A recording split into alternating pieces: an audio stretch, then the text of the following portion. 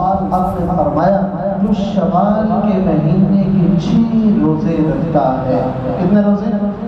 6 روزے شوال کے مہینے جو مہینہ چل رہا ہے، شوال کے مہینے کے 6 روزے رکھتا ہے، اللہ اسے پوری زندگی روزہ رکھنے کے برابر ثواب عطا فرماتا ہے۔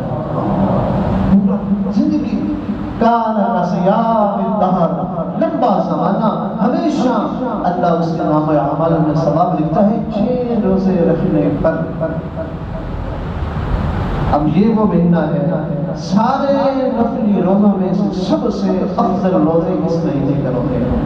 نبی پاک صلی اللہ علیہ وسلم نے خود رکھی، اور حدیث میں آتا ہے کہ جو بندہ ایک نفلی روزہ کرتا ہے، ایک نفلی روزہ، اللہ اس کے اور بندے کے درمیان نا، اللہ پاک کی اس بندے اور جہنم کے درمیان ایک خندق کھود دیتے ہیں جس کی چوڑائی زمین و آسمان کے برابر ہوتی ہے۔ اتنا بندہ جہنم سے دور ہو جاتا ہے جو ایک نفلی روزہ رکھے گا، اور جو 6 رکھے گا یہ کہاں سے کہاں چلا جائے گا۔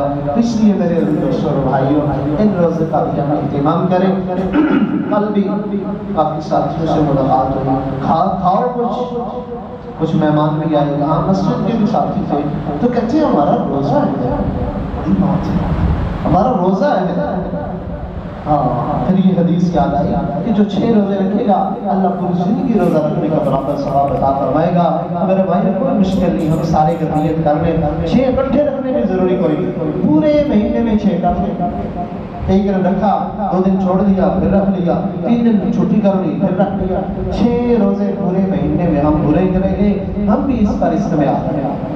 تو اس لیے میرے دوستوں بھائیوں، اور یہ بھی ضروری نہیں کہ عید کے ساتھ دوسرے دن ہی رکھنا ضروری ہے، یہ بھی کوئی ضروری نہیں ہے۔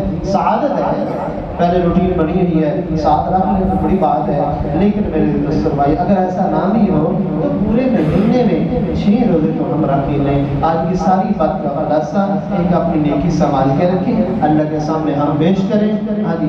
کسی کی حقارت دل میں نہ آئے، غیبت کرنے سے اعمال ضائع ہو جاتے ہیں، جیسے ہر روز ہم کرتے ہیں۔ اس سے توبہ استغفار کریں، اپنے اعمال کو سنبھال کے ہم رکھیں۔ دوسری بات، شوال کے 6 روزے، ان کا ہم سارے اہتمام کریں، پوری زندگی روزہ رکھنے کے برابر اللہ ثواب عطا فرمائیں گے۔ یہ ساری باتوں پر سارے بھائی عمل کرنے کی کوشش کریں گے۔